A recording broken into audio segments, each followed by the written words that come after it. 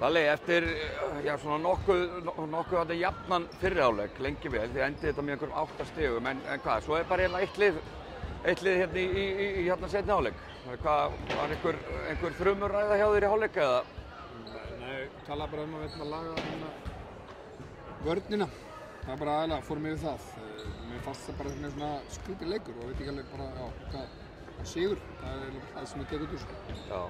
Hvað, nú eru, 2 leikir eftir, er það ekki? 1 leikur eftir. 1 leikur eftir. Og hvað, þið náttúrulega stefnið inn í áttalega úrslitin, ger ég algjörlega ráð fyrir. Og, hvert er ykkar markmið, það sem eftir lífið? Bara að vinna leiki og vera betri. Það er svona bara það sem við tölum og Byrja allavega á því að komast í topp 8 og stígur uppmál. Við erum bara núna ekki búin að ná því.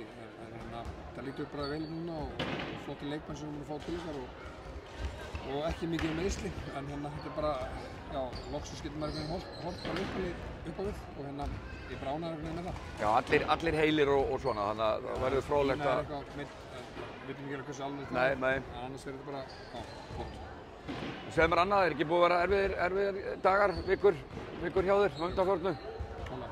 En hvað, kannski bara gott að komast aftur inn á völlinn og bara fara að þjálfa og það er frábært. Takk hérlega.